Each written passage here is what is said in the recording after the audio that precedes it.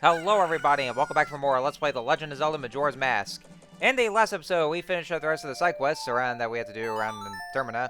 And in this episode, we are going to do some progress here. We are going to make our way over to the south area to see if we can find some about some being that's supposed to help solve the Skull Kid, so we shall do so. First and foremost, so after you slow out time, like I said, always make sure to play the inverted song on time to slow out time because you're going to need to do that.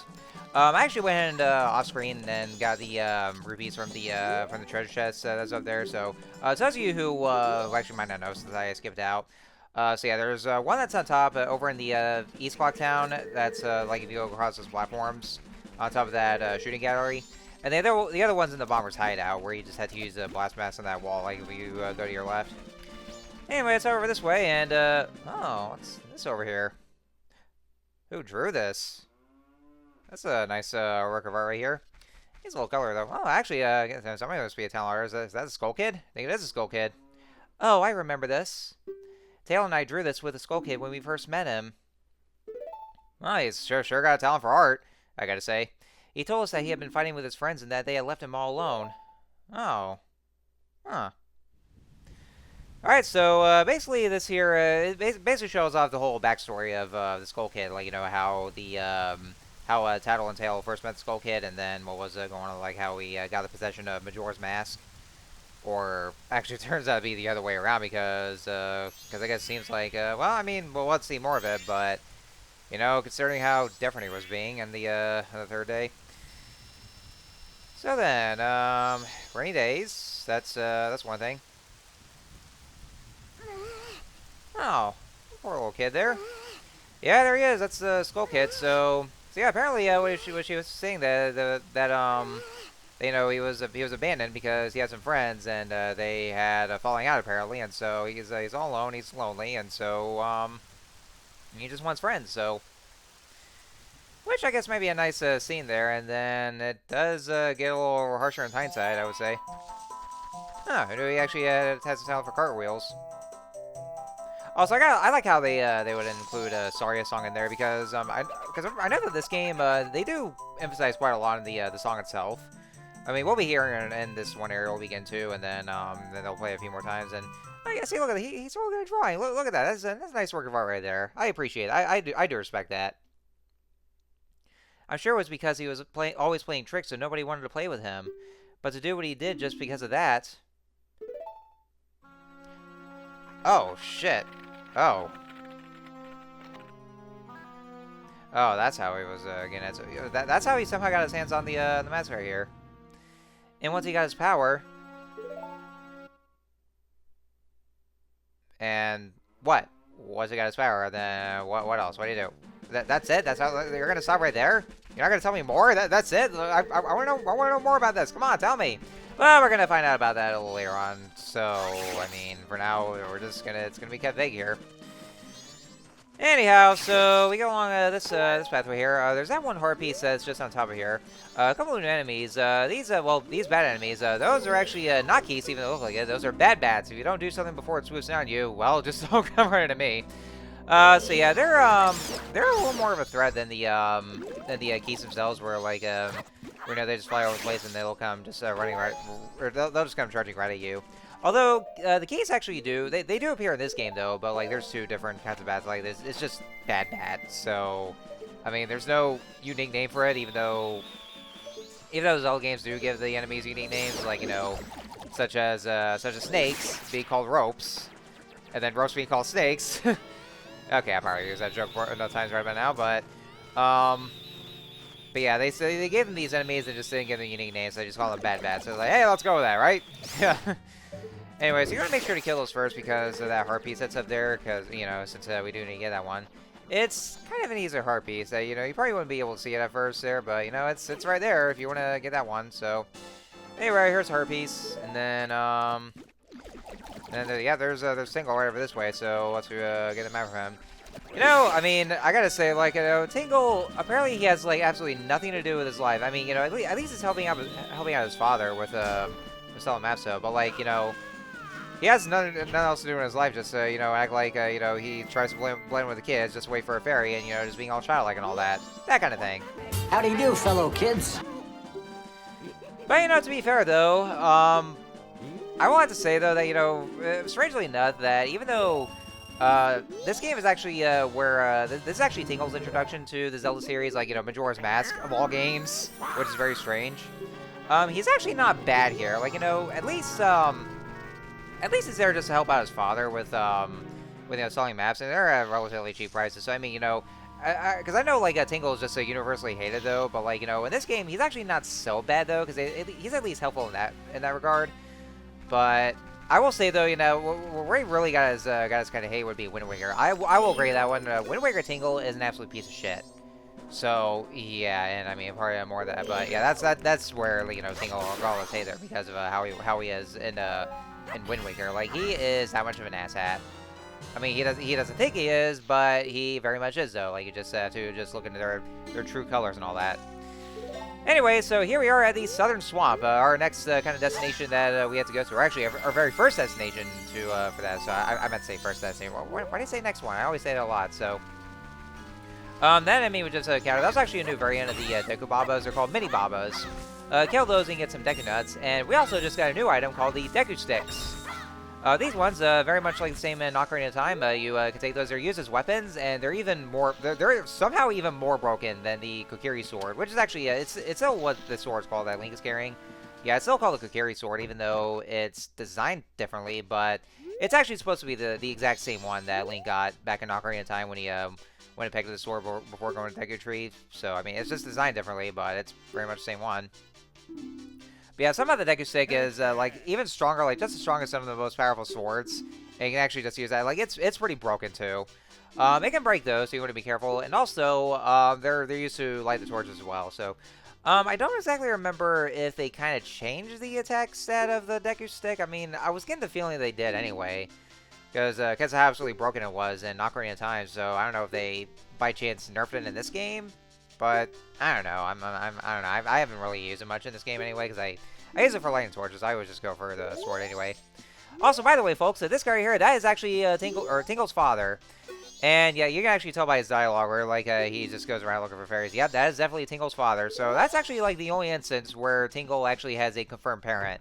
Because, like, all the other appearances in other Zelda games he appears in, he actually doesn't have any known parents or relatives. It's just, you know, just Tingle. Or actually, no, scratch that. He actually did have relatives in Wind Waker. Like, there was his, his brothers, which, you know, somehow is an absolute abusive brother who constantly works him to death. Ugh, those poor guys. I feel so bad for them. Fucking Tingle.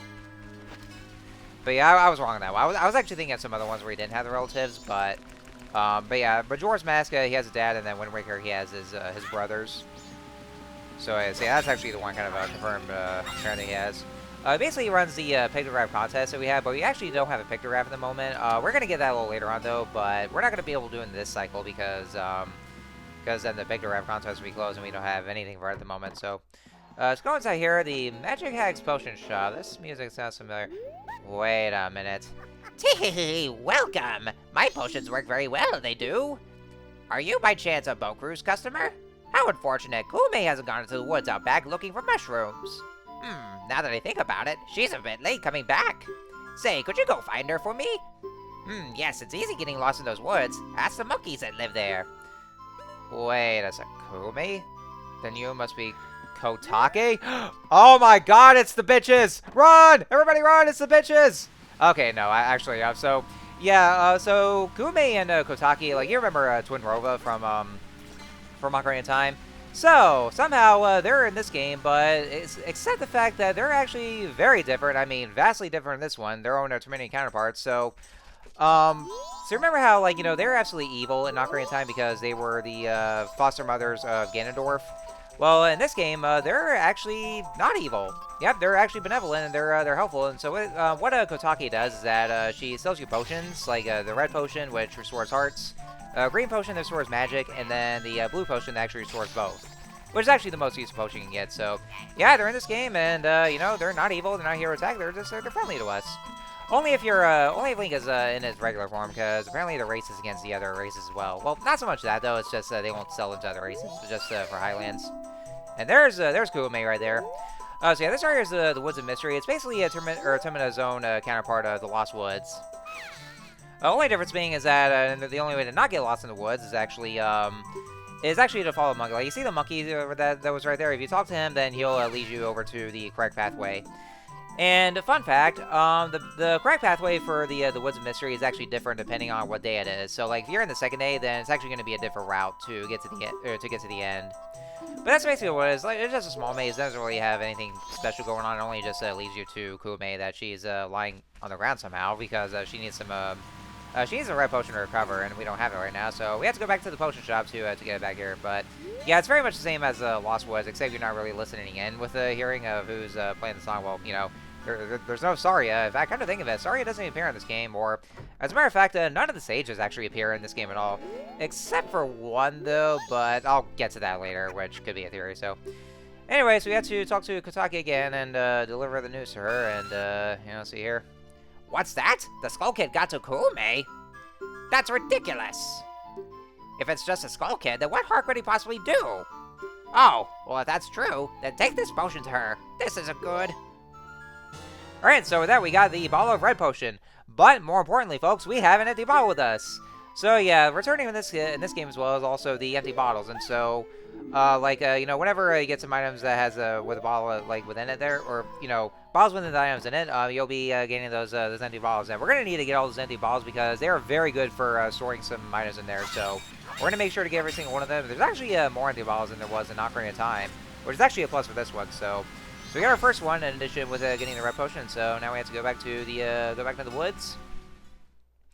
But yeah, that was just something like before, like, you know, you can actually try just memorize the path of, like, from the maps to get there. So, I mean, you probably might not absolutely need the monkey, though, but, you know, but if you don't have a guide, then it's always best to talk to the monkey, and then he'll take you over to the end, just lead you to the correct path. Although, sometimes he likes to just go to the corridor at first, but then he just turns around and goes to the right one, which is kind of a bait and switch moment. Also, there's some new enemies right here. These are snappers. Now, but now I really can't buy those actually because the one time I did though, the monkey actually just went ahead because he didn't really pause in the middle of the bio. So I'm gonna have to buy those later. But yeah, more of that. So anyway, let's go ahead and give the potion to Kume over there. Ow! Don't you feel obligated to help a sorry old hag when you see one? Yeah, we're gonna do that. You want to make sure that you're able to talk to her first and give her the red potion just by doing that right here because you actually stand by here and then use that, then you'll accidentally use it. It's not like an Ocarina of Time we're gonna do that. Ah, that color, that smell, that's definitely Kotake's. Oh, okay, just snatch for me, why don't you? Alright, so she recovers right here. Yeah, instead of defeating the bitches here, or Twin Robo, we're actually helping them, so Kume is revived! And, oh yeah, sorry, we're here. You saved me! I'm the Swamp Tour Guide. I run the boat cruise, so come by if you want a free ride. Alright, so now she's back and ready for to get a little boat cruise that we have here, so let's go ahead and exit here. So there's actually nothing else going on anywhere. I mean, it's just there just to be, you know, Terminus Zone Lost Woods here. Oh! Hey, monkeys! Where you came from? You have strange powers, no? Me been watching you. Lately, this swamp filled with poison water. Temple above waterfall, strange. Brother go to temple. But brother no able to find temple entrance. Temple for Deku only. Brother captured by Deku, now in palace. Help! Oh, well, that sucks. I guess we're gonna do something bad. So, yeah, so yeah, I guess we have to do something like somewhere in this swamp because, yeah, what are we doing in the swamp? That's what the biggest question is. Like, you know, what are we doing in the swamp? But you know, there's actually just things to find out though. So, so yeah, like you see those lily pads. You know, it's always best to just to be in Deku form because there's gonna be some watery areas that's gonna be poisonous. Like if it goes near to where there's purple, you want to make sure not to swim them because Link will actually take damage because water is poisonous. But you can actually just hop across those lily pads in the as Deku Link because you can just swap those. If he actually, if it runs out and then he loses all the stamina for hopping across the water, then he'll just jump it. But he won't take damage though, thankfully. But I was just like to get some speed just by doing the spin attack to get across the lily pads here. So anyway, here's Kume. Oh, thanks for what you did back there. And a special deal just for you, I'll let you take this cruise for free. Ah, yes, we got a special going on right now, so we're giving this out for free. Alright, so with that, we have the pictograph box. So we press C to look through it, and press A to snap a picture. You can shoot only one pictograph at a time, but you can retake it as many times as you like. If you take a nice picture from the boat, take it to that fellow over there. Alright, the boat's leaving. Alright, so we're gonna take ourselves a little, nice little jungle cruise here. Yeah, just reference the movie Jungle Cruise, which I've actually seen it once, the one with Dwayne The Rock Johnson, and, you know, it's not bad overall, but, like, you know, just, eh. But, I mean, at least it has Dwayne The Rock Johnson in it, and so that's plus there. Gotta have The Rock in these movies here, so. Anyways, here's a nice little cruise that we have here, so. What we can do is that, you know, while you're cruising around the swamp, you can actually use the pictograph box and take some pictures. It's actually part of a pictograph contest, and you'll get some, I think you'll get some rupees for it as a prize. But we're not going to do that, though, because that's not really anything special. We have to take something else, though, and also there's that big octo that's in the way. Yeah, big octos are back, the same ones from Ocarina of Time and Jabba Jabba's Belly, that dungeon there. So basically, like, you can also take some pictures of enemies as well that you see right here and other stuff, so. Think of it like Zelda's own variation of Pokemon Snap. That's basically what it is. Although there's not very much monsters, so it's not like you're taking pictures of the monsters, much like taking pictures of the Pokemon. So, anyway, so we're gonna go ahead and disembark from the boat cruise, and then here we are at the entrance to the Deku Palace. And so I'm gonna go ahead and end things off here because that'll just be a whole longer video I have to do because we'll be in the Deku Palace for quite a bit here. So. Anyways, next time on Let's Play Majora's Mask, we are going to enter the Deku Palace and see what's going on with the monkey's brother and see what to do. So, I will see you guys next time.